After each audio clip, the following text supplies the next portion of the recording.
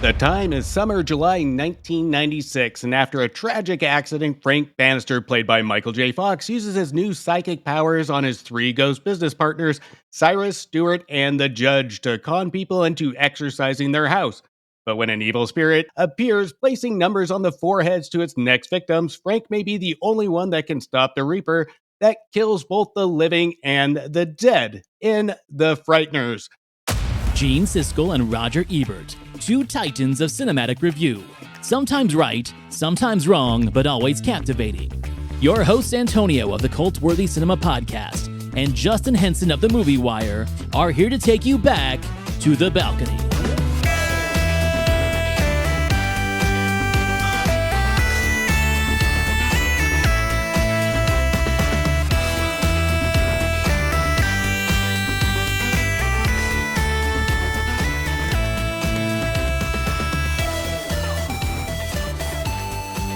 And welcome to this week's edition of Back to the Balcony. Before Lord of the Rings and before The Hobbit and before King Kong and early Peter Jackson, who gave us such bold stories and unique taste of cinema with some cult classics such as Bad Taste, Meet the Feebles, Heavenly Creatures, and of course, Dead Alive. He brought his next idea that was meant for a Tales from the Crypt episode that turned into what would be his first big commercial film, The Frighteners. But we're not here to discuss just Peter Jackson. As always on the show, we are going to start by having a fantastic discussion around The Frighteners, and then we're going to deep dive into the reviews of Gene Siskel and Roger Ebert to give our thoughts on their opinions. Then we will review their review. Antonio will always be covering Gene Siskel, and I will be covering Roger Ebert. So let's just jump right into it. Antonio, you know The Frighteners is a movie that I've always had in my back pocket for a discussion with you, and we rarely talk about these movies that we are going to discuss. So I am excited and I'm curious to hear your thoughts and just kind of jump right into it. Dude, you're going to freak out when I tell you how I first saw this movie. I can't wait.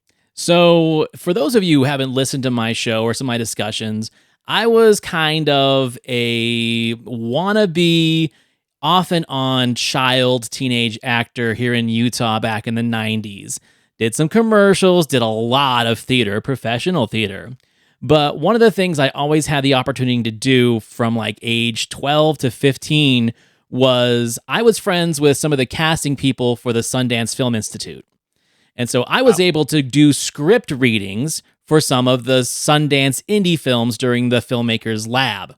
And one of the ones I got to do was for the film of Brothers Kiss. I got to do a script read for that. There was a film that was never produced called Delia that was really, really great script. Christina Ricci was also in that table read, so that was pretty cool.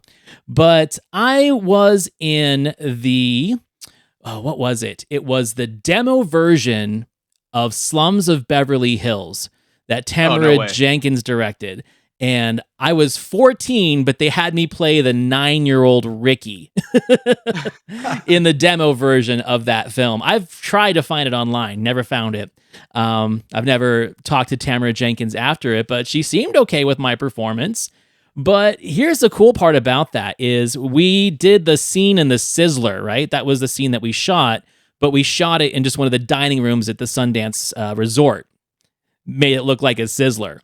And because the film lab is just full of just, different actors, directors, people, there were people that just wanted to be extras for the day because they had nothing better to do. So an extra in that scene was Alfred Molina, who I got to speak with throughout the day for several days of that shoot. Dominic Chianese from The Sopranos. He actually played the Alan Arkin part for that part.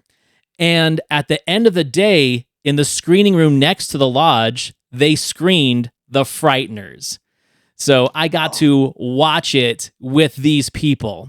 So that was my experience. Not a very big screen, mind you. It's like, maybe a 8 by 14 screen, a very small screening room. But that was my experience of seeing the film. I had no clue who Peter Jackson was.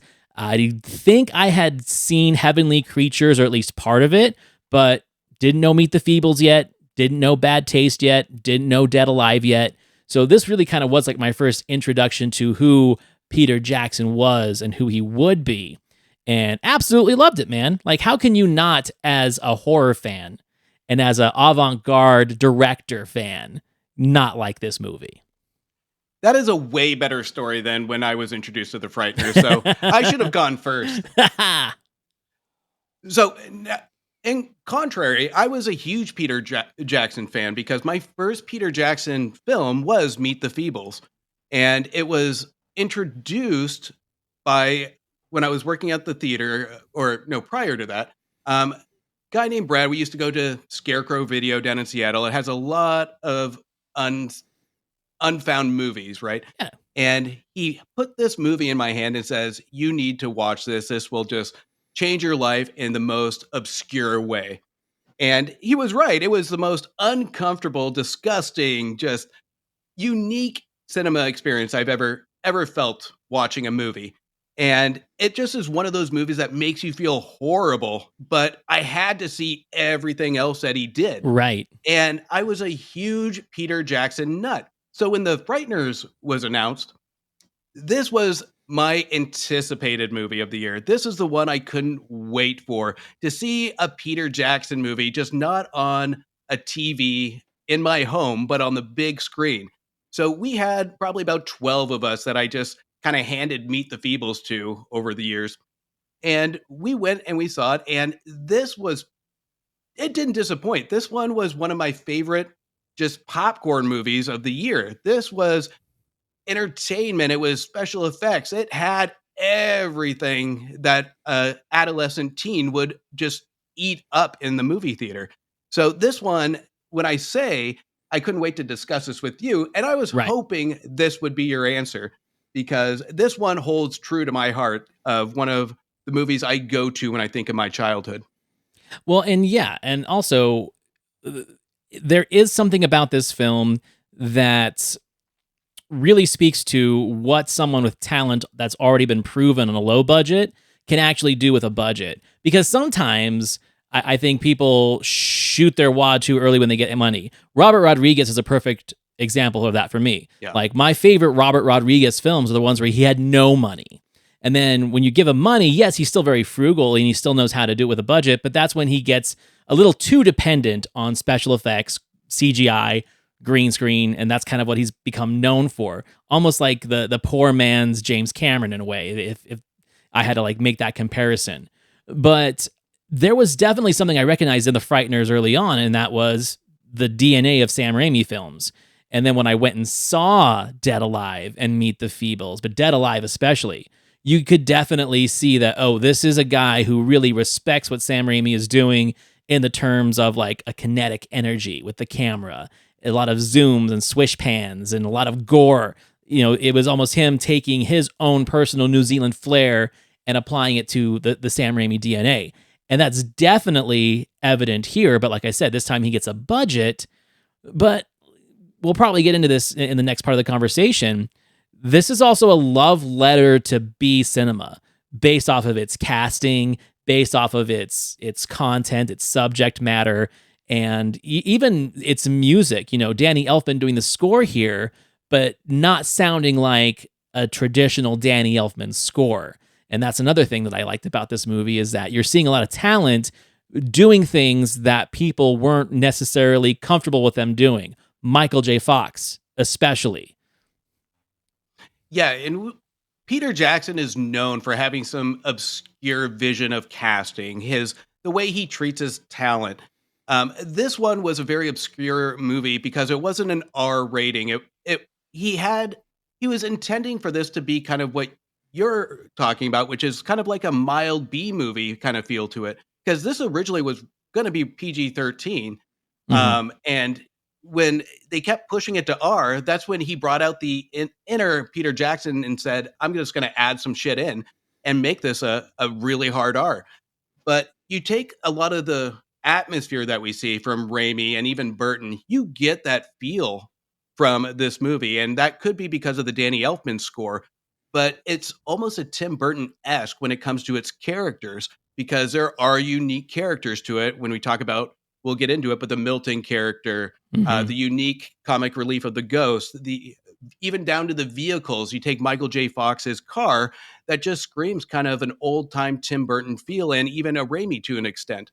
There are little, yeah, Yeah, I agree with you 100%. And talking about the cast, talking about how these characters, you're not supposed to know where you're at, right? Like the atmosphere of this movie, it's all filmed in New Zealand. And if you know New Zealand, it's very obvious, but they make it feel like an American city. But all the characters just seem enough out of place. The locale is so exotic, and the themes are so unique when it comes to the horror and the comedy that it doesn't really feel like it's of this world. And that's what I like about it. You're in Peter Jackson's world now. And the things that I've read, especially from our two respective critics that, had a lot to say about this movie, I think that's one of the things that they didn't get. They didn't get the joke. They didn't get the vibe and the theme and the world that Peter Jackson was trying to create. And that's where I think where if you do have the retention for cinema that's not based off of awards or box office or clout like Roger and Gene really like to talk about, then you're not allowing yourself the mental capacity and state to enjoy something that's going to take you out of your comfort zone like this. Yeah, I totally agree. And what I think is really, I don't, I hate using the word, but it's accurate. Is going to be the magic of the Peter Jackson is that his style is you can never pinpoint exactly a shot from Peter Jackson, a wide angle shot that most directors feel their comfort to. He utilizes props and characters as his signature. And when we take the Frighteners, when you first watch it, it didn't remind me of Peter Jackson because he's bending his eye for the story. He's bending his eye for the characters. And this is what makes this film really unique to that is this is the one Peter Jackson movie that kind of stands, I don't want to say above the rest, but when it comes to the technicality of it, it's a Peter Jackson unique film. He really bends to that atmosphere and he really bends to even the music. And with Danny Elfman's score to it, it's not a memorable score. He utilizes that score with the actions of the characters and the action of Mhm. what we're seeing on screen with the special effects. Both of these talents between Elfman and Jackson really complement each other to really create something, a holistic story and an environment. So speaking of environment, I think one of the things that I feel sometimes bothers me, but not to the point where it kills my love for this movie, is that if you think about from where his first film, Bad Taste, starts and everything up into this film, it's very regionally specific. It is New Zealand. New Zealand to a fault. In fact, I probably learned more about New Zealand culture from Peter Jackson movies than I have like in any other source of media, except for maybe Xena Warrior Princess. But this one feels a little off sometimes because this is Peter Jackson writing, along with his partner Fran, writing a film that's supposed to be American. Therefore, there are some American cliches that I feel are too heavy handed. For example, Chi McBride's character, this 70s disco guy, a lot of his dialogue is a little bit too on the nose and stereotypical, which that's the funny thing is like for us American viewers, we might take that a little too on the nose, where it's more flavorful for New Zealanders of like, oh, this is how Americans talk. This is how Americans are. I also think that some of the casting and dialogue too, it's almost him like making a facade or a farcical view of what he thinks American culture is, because this is supposed to be an American story. Um, I don't really hate it, but it's the one thing that kind of takes me out of the Peter Jackson world, because everything else that he does is so, even Lord of the Rings, it feels very New Zealand specific. You don't know what Middle Earth was really like, but if you're a nerd and you read the books, he's really just, turning New Zealand and its culture into Middle Earth. He's creating Middle Earth for us, for a lot of people that didn't even know what it was. They just knew of The Hobbit. They knew of the Lord of the Rings novels. So that's, I could say, like my one small complaint is the oversimplification of American culture in the script and in the dialogue. But like I said, it's not enough to make me turn my nose up at the film. Yeah, I can see that. And what really popped in my head on that vision is going to be the stereotype that he actually got from these characters, like he pulled them from a movie. You know, you have the stereotypical nerd, Stewart. You Mhm. have Cyrus, of course, from the '70s. You Mhm. have the judge, the gun toting Western. So it's like these characters popped right out of a movie that symbolizes something for Peter Jackson in American cinema. But that's just me theorizing when it comes down to it. But there is a piece of it that doesn't date well, but at the same time, it's almost like a love letter to culture prior to that film, Yeah. where we look at those symbolic characters. With me, I think the biggest fault in the movie is not seeing enough of those characters. Is I think kind of going into it, we don't get enough screen time with them, especially with the love that we kind of build with the actions that they do for Baxter. I agree with that. But at the same time, I enjoy the fact that he is essentially taking Badlands. You know, he's taking the Starkweather murders and essentially transplanting them into this film with Dee Wallace Stone and Jake Busey's characters, which great performances by both. Probably some of the best performances of the decade by the two of those performers. Where I think it does get a little rough for me, though, I think the biggest faux pas is the use of Arlie Ermy essentially doing his Full Metal Jacket routine word for word in the same costume. It does seem like it's a little bit of a cheap play. And again, like I said, I'm just carrying along that same point I was making before, but I think that is like the apex of the point I was trying to make of like, he really is just kind of dogging American cinema and American culture in these, not with any disrespect. You know, obviously he enjoys these movies, he enjoys these characters, and that's why he's essentially emulating them in this role. And that is, like I said, the one thing that I think a lot of critics had a problem with, even though this film was mostly favored by a lot of critics. But it's hard, and Ebert definitely says it in his review, where there are times where I feel like the film doesn't know what it wants to be, or it leans too heavy into certain things at like the wrong time. Is it a comedy? Is it suspense? Is it a horror film? Is it an action film? I think it does all of those things quite well. I just think that sometimes its timing is off when it decides to push heavier into some of those moments. So I can see when he says those things about the film, I get where he's coming from, but again, he's not looking at it as a work of a filmmaker who loves movies. He's just looking at it as a guy who made a movie. Yeah, and I think when it gets into the second half of it, we start to see kind of that breakdown where it's almost a contradiction to the first half. And that's kind of where my main issue is. I think the Ghost should have gone further into that to maybe balance that out. Right. But we go into the second half, and you take Busey's character, and the second half bugged me a tad because it just reminded me of Shocker with Hmm. Gary Busey, and then you have Jake Busey, and then it's almost like that action chasing that we get at towards the end of it. And it's a little chaotic to it. And I think it's a little off par of what we got in the beginning. And that's where we see that contradiction where we don't know what it's really trying to be. It goes from kind of this ghost sci-fi action comedy to just pure action, and to Ebert and Gene's point, kind of looks dirty. It looks ugly towards the end, and at least we had that vibrant environment and the comic relief to lighten the load in the first half to kind of balance that out. Yeah, but I wouldn't want it to change. That's the other thing too. Is I like it the Yeah. way it is. If it was as mean as Gene says it wouldn't be as fun or memorable. It really would just be like a dark, fast paced, supernatural horror film with a different lead other than Michael J. Fox. Maybe that would work. And they make fun of Michael J. Fox in this. It's like, why is he choosing films like this? Which sadly, this was his last starring role in a feature film, so we never really got to see anything after that.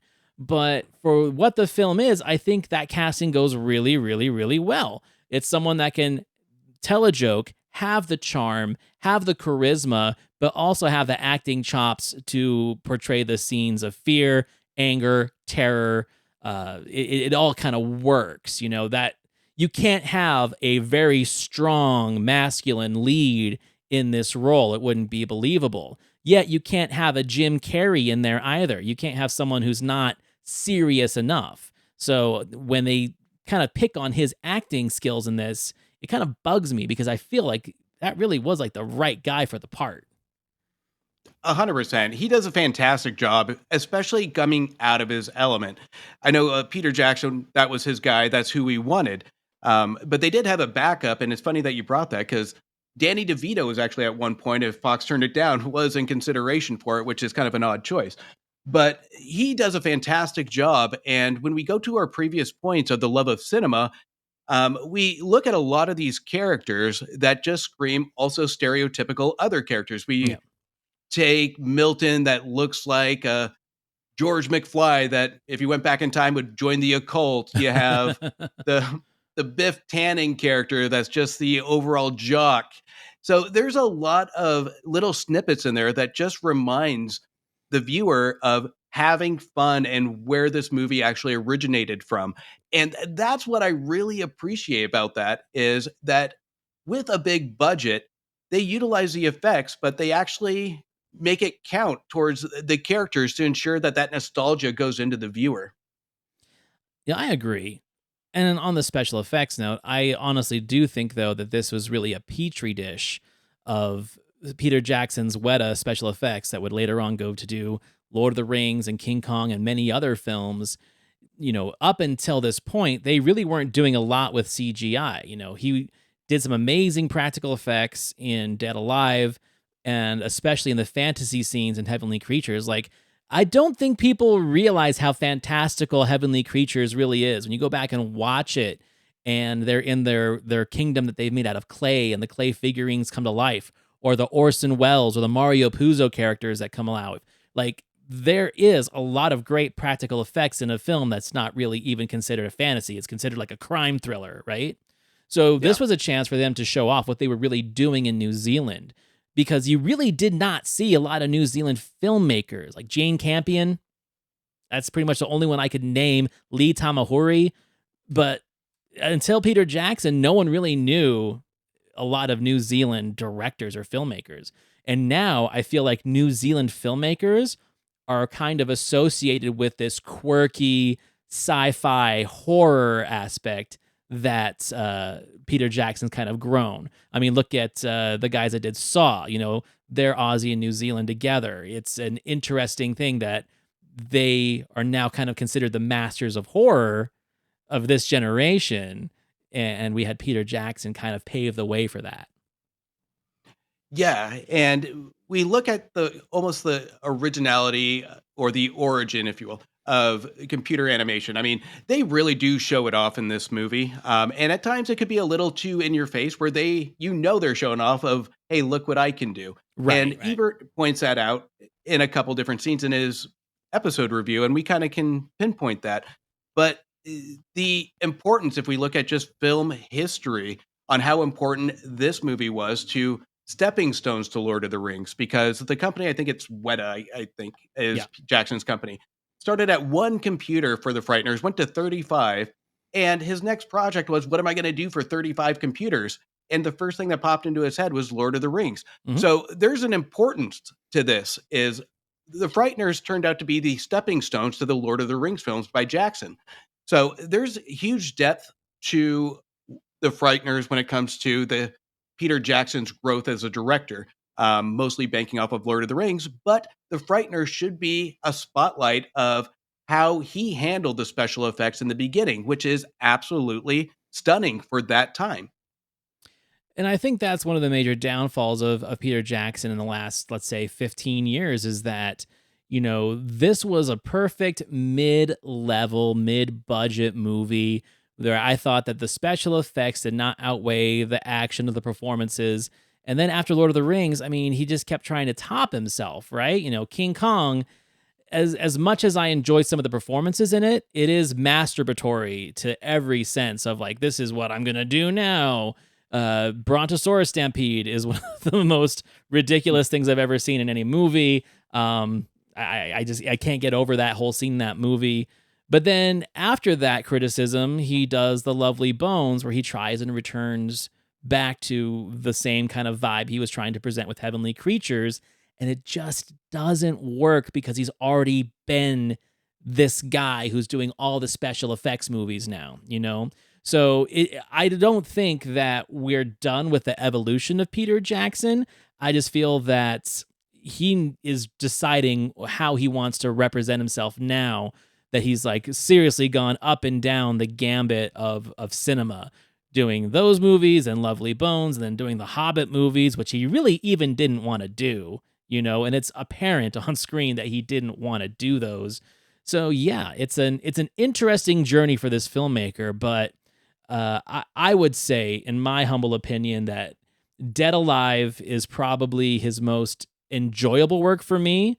Heavenly Creatures is his most poignant and probably the best when it comes to cinematic quality. And this one is the one that got away. Yeah, and we got to look at when the movie came out. This one, you have all the elements when making the movie that take some gambles, take some risks, but it works. And the ones participating on this know it works, including Jackson himself.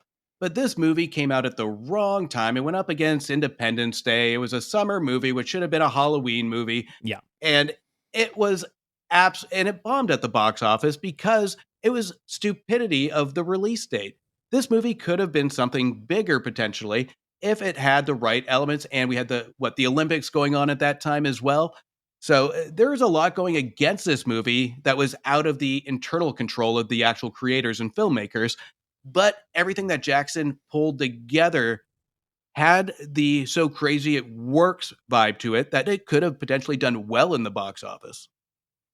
I think one of the things that Jackson does really well in his earlier movies, you can't count the Lord of the Rings because he didn't write those characters, but is creating characters. Like he and Fran Walsh create amazing characters. Dead Alive, every character in that has a purpose, from the priest to the uncle to the grandma to the girl whose dad owns the fish store. Like everything with those characters works. And in this one, he does something very similar where, let's say, most of the speaking characters are all very memorable, you know? Chi McBride and the guy, the nerd guy, they are very memorable. The judge is very memorable.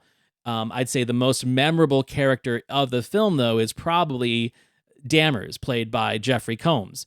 And that is a performance that I don't think a lot of people got because not a lot of people have seen enough Stuart Gordon movies with Jeffrey Combs to understand that that's what this guy does. You know, and in fact, it's not George McFly they're trying to make him look like. They gave him the Hitler haircut. They asked for the Hitler haircut. They wanted it to be very off-putting, where you're like, okay, I recognize what this guy is, but do I? My mom, when she saw this movie with me, she thought it was Jim Carrey. I'm like, no, it's not Jim Carrey, Mom. But I get why you would think that, because he is very manic and out of control, but also oddly like restrained too. Again, I think that's a performance that went over a lot of people's heads because it was making an homage to something that probably not a lot of people knew about. Well, not only that, but that character is strategically placed. I know Jeffrey Combs helped design that character as well, but we have the danger in the paranormal element. He's the danger in the real time element. And they try and make him like this nerdy, just weak character, but he is absolutely dangerous because he is unpredictable. You don't Right. know what he's going to do next. And he adds that sense of mystery on where it's going to end up and how he's going to play into the climax. It's a creative but strategic character. And I think that was almost a character that was developed throughout the production beyond the design. Because as we see his character progression, he gets nuttier and nuttier. And it's almost like a light switch in the second half where he opens up his shirt to release the lead vest. And he just goes completely bonkers, where it's almost like a villain reveal. And Mhm. he almost outshadows the Reaper in the movie at one point. You know, and that is one of the things that I've always thought that was kind of interesting with the movie is that they really hold on a long time to that reveal of who the Death Reaper really is. You know, they tease it when she's watching like that hard copy video of, you know, like essentially what are the Starkweather murders, carving the heads in the hospital, and Johnny Bartlett getting electrocuted. And that is one of the things that I like to think that Jake Busey, the 90s were his. Like I really like think the like 90s were his Yeah. between this film and Enemy of the State and Starship Troopers and PCU. You know, he's the hippie. You know, hit the bong. Uh, that was his decade, and I've been watching him on Instagram for a while, just saying, "Hey, man, I'm part of that club that Hollywood forgot about. You know, I'm here. I can act. I'm ready to go, but no one's calling." And that's such a shame because if this movie had been a bigger box office draw, he's a really good villain and he looks just enough like his dad and channels enough of that mania to like really kind of feed that picture's antagonistic vibe, the meanness that Siskel was talking about.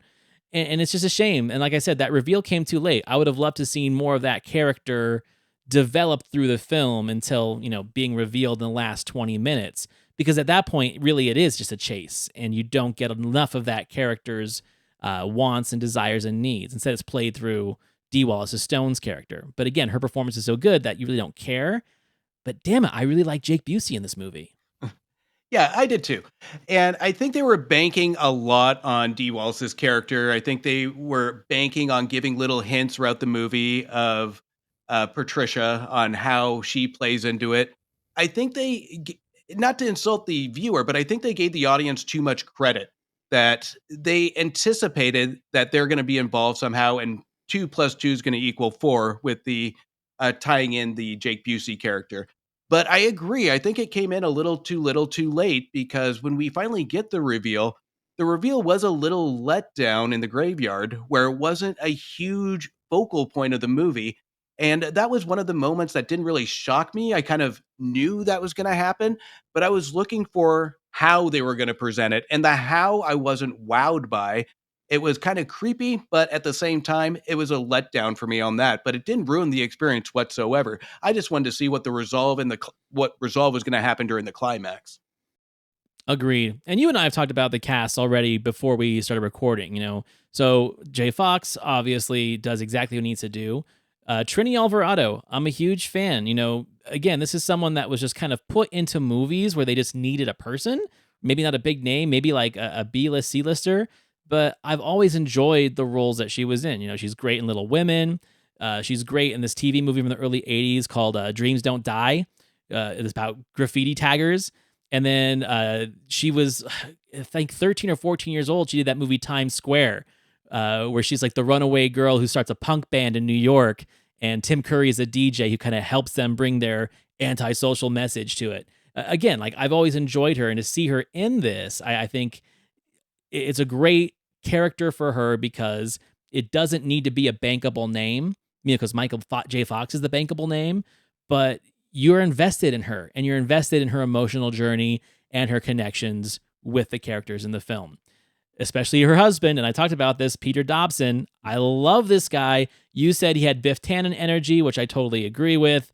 But this guy, like, I've seen him in so many things. I grew up watching him on Miami Vice. And then he was in Michael Mann's original version of Heat. He played the Val Kilmer character of Krisha Hairless. And I thought he was great in that. Kind of sad he wasn't in the actual remake. But then he was on this show on USA back in like the late 90s called Cover Me. Did you ever watch that show? Where he No, was, I missed that one. him and his family are in the witness protection program, right?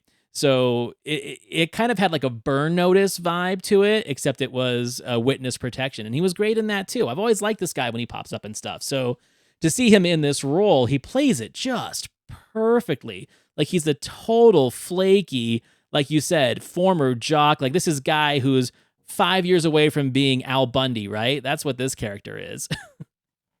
You saw that when he got upset over his lawn gnomes, I'm sure.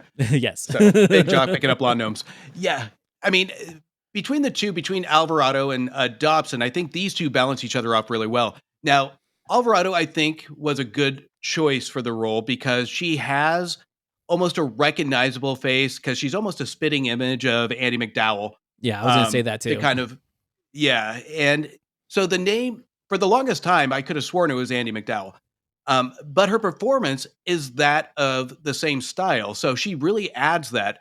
But what really makes this work is between Dobson and Alvarado's character when he's actually dead and we're finding out all these built up energy of uh, kind of a subtle regret between the two characters. It's almost like uh, closing the business before he passes on, almost like Right.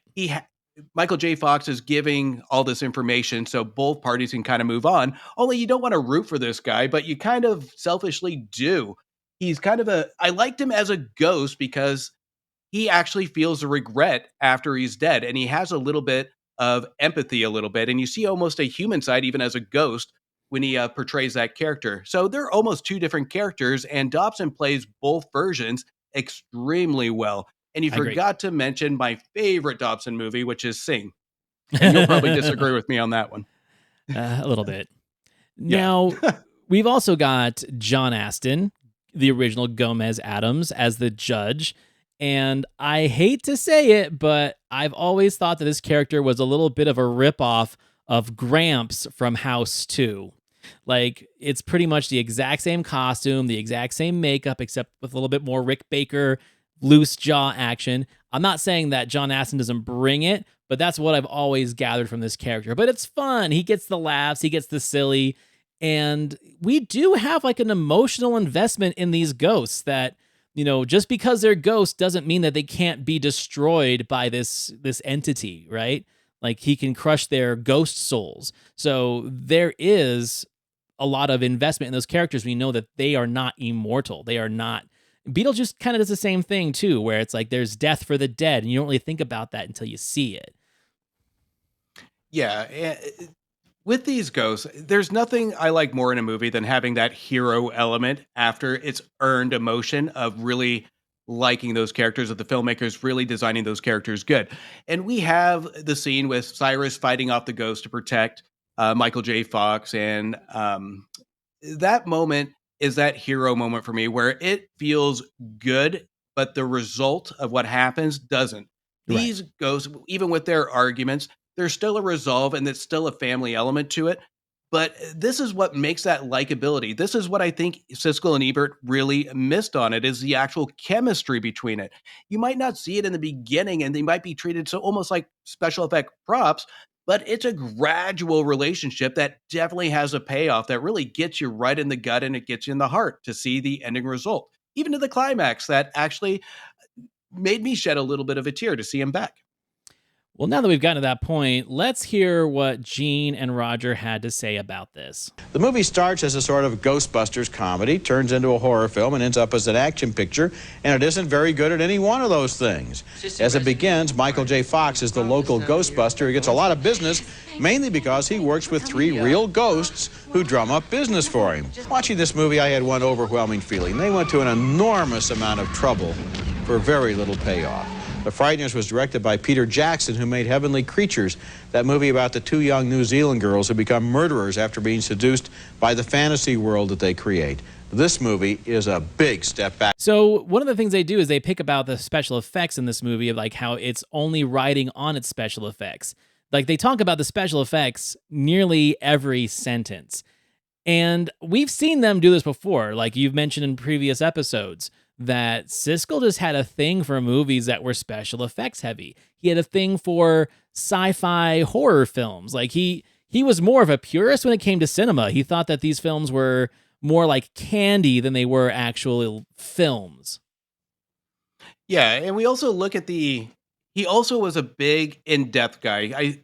We spoke to it in Invasion of the Body Snatchers. He likes some thought. He wants things explained. And I think his biggest problem with this film is we have the topic of afterlife. We have the topic of death, and they don't really focus too much on that other than what we're told. So, and he's using the special effects as a bank, as an excuse of that utilizing screen time to take away from the thought-provoking things this film could have been. Right. If I know him well enough from his writings, this is kind of what I portray him as, is he's focusing on the special effects because that's the most dominant piece of the movie. That's the one thing the movie's really banking on to kind of fill seats, if you will. That's the catch to get people into theater seats. This picture really bothered me because it was ugly, it was mean. I don't know what Michael J. Fox is doing with his career in this picture, Did he think this was sort of being hip? It's like a good guy went to the other side and aligned himself with the forces of evil. And what I mean by forces of evil, I'm just talking about this unhappy cutting up of people and deformity. It was unpleasant. So, I mean, mean and ugly, that is such a superficial way to put this film. And it makes me wonder sometimes where, like, there's sometimes where you and I will watch a movie, especially you, when you're watching these things in the theater and you're taking your notes. And I feel sometimes if you're not enjoying the experience, or if you've gone in with a certain predisposition of what that film is and it's not meeting that predisposition, you kind of zone out of what the film's actually giving you, and you're just observing what's on the surface. So if he just kind of gave up on the story, if it wasn't what he was thinking it was going to be, and so every time he'd look up from his notebook or from his Raisinets or whatever it was he was eating when he's watching this in the screening room, if he's just seeing the superficial stuff like the death scenes and the murder scenes and like you said, some of our heroes being laid waste, well then yeah, I guess it does feel mean and ugly. But to me, that also means that he wasn't paying attention to what the film really was about. Yeah, there's a lot of just tonal relation to that. And we've discussed this before on the show too, because this one was probably their most thumbs down episode of the year. I Oh mean, my God, yeah. Two of these movies in this episode ended up on Gene's top 10 worst movies of the year. I mean, we had Multiplicity, which is one of my most hated movies ever made. We have Kazam, we have Fled. So we've talked about that, where we get in that zone, and I've been there too, where we just zone out to the point we're just expecting another bad movie. And that could have been a case here, where every single movie here was a thumbs down, with the exception of, I think, one movie that Ebert gave a thumbs up to. Right. So I think the expectation of the summer blockbuster, and remember, these two critics, their summer wasn't their best time. They weren't looking forward necessarily to the summer, because this is the summer blockbuster. So Yeah. they had an expectation almost set. And this was in July. So right smack dab in the middle of summer blockbuster. So I think their expectations were a little off on what they were going to get, especially with Peter Jackson behind the wheel with his previous works being Heavenly Creatures. Which obviously they were in favor of. They both liked that movie. So maybe that is another reason why they gave this such a harsh critique, is because, maybe that was their boy and he let them down. It's like, oh, you're going to make Heavenly Creatures and then you're going to make this after it, Yeah. No, 100%. Not pleasant to look at. No. It's not interesting to follow. It doesn't go anywhere. No. And it's not about anything. No, it is it's a like mean You know what it picture. is? Like a demo reel for special effects. You could show this to somebody to show what you could do if you wanted to get a job. My point is that Michael J. Fox has allied himself previously with good entertainment. This is junk. That's my least favorite thing about this particular critique, is Ebert saying that it's not about anything. Like, what movie was he watching? Yeah. And to me, there is a lot of elements, but it's almost a huge contradiction, because you almost have to pay that much more attention to get all the details of what it's trying to do, Right. of what it's trying to provide the audience. So, and you talked about Gene just calling it ugly and just giving vague points to it. Ebert's doing the same thing, only he's hooked on it doesn't cover anything. So there is a lot that these two really missed, but I think holistically, this is one that I wish they would have revisited, just for the mere fact that to see how well it aged. So I Right. think it still stands true, but I think Ebert said it in his review that he saw a 9-hour documentary on the Mongolian yak herdsman, and he'd rather see that again. So, but I think they got it wrong, and their expectations were too high on it. Do you think that also another reason why they're so harsh in this film is because they feel like Michael J. Fox made a mistake by taking this picture? Like, I feel like they're taking a lot of the energy out on Michael J. Fox deciding to do this movie. And here's the thing, is that his career in the early to mid 90s wasn't necessarily fantastic, right? He had done Doc Hollywood, which is like a favorite of some people. I think it's fine. Life with Mikey,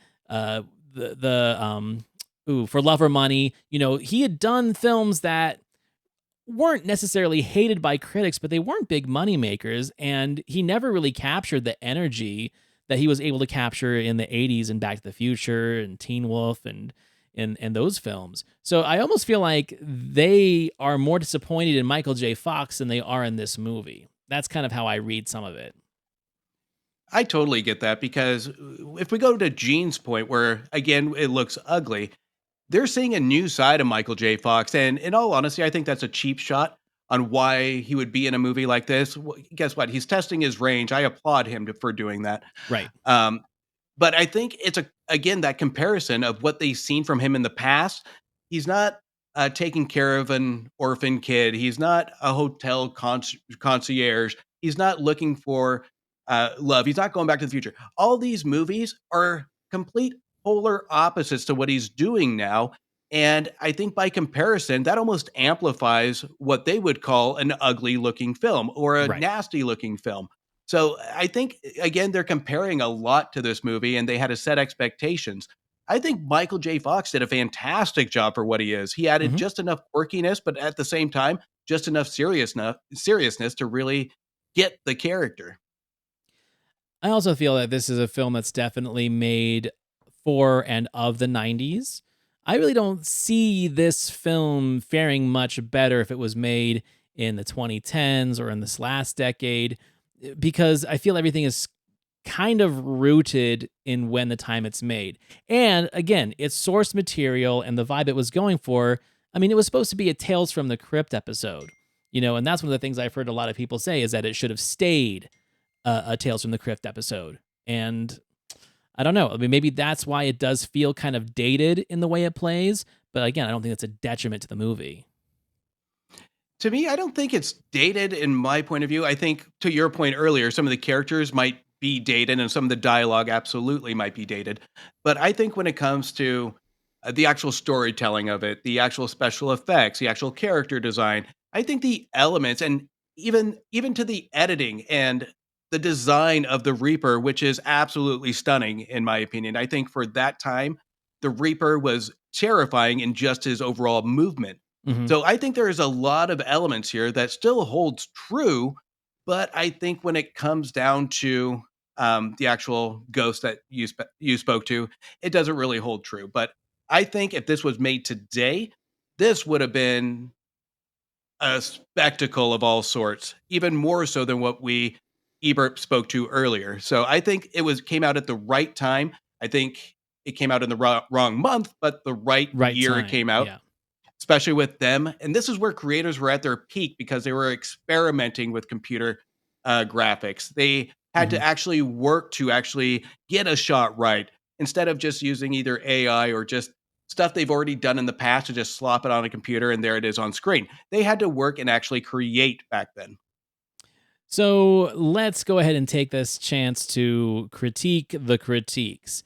Now, since you are the movie wire and you do stars, where I do A letters and B letters and C letters, what is your critique of your critic? I am gonna go with probably 2 stars on this one. I think he did a safe review. I think he Hmm. added some detail to what he felt. I think that was a big piece of it, even though I think a lot of it wasn't backed up with any true exact facts or examples relating to the story or characters.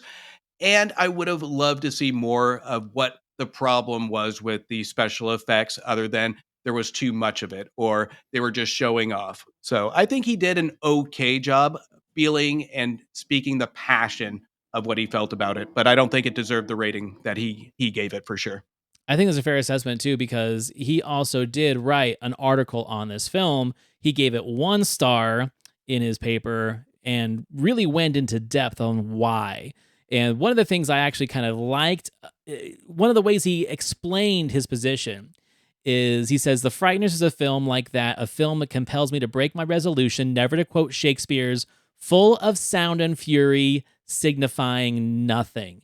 So he's really telling us how he feels, and he's eloquent by using a quote to do it. So I appreciate that, even though I disagree with his critique. I appreciate that he actually took the time to put the words in to let us understand why he felt that way. Where Siskel didn't even review it at all. Like, there's 0 Siskel reviews anywhere to be found for this particular thing other than on this. So for that, I give him 1.5 stars because he doesn't tell us why. He decides to use adjectives and nouns of describing the picture aesthetically and why he doesn't like it aesthetically. But he doesn't give us the insight onto why he feels that way.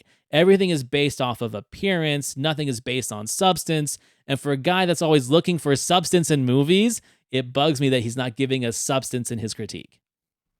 And that almost plays into kind of what you were speaking to earlier. If he was actually paying attention to the detail of the movie, or if he had enough to actually fill the 500 words to 1,000 words to describe how he felt about the movie. Right. So, I mean, if we look at the 2 movies that made his top 10 in that show for worst movies, that one wasn't on it. And he spoke very negatively about it, like it was the worst movie of the year. Right.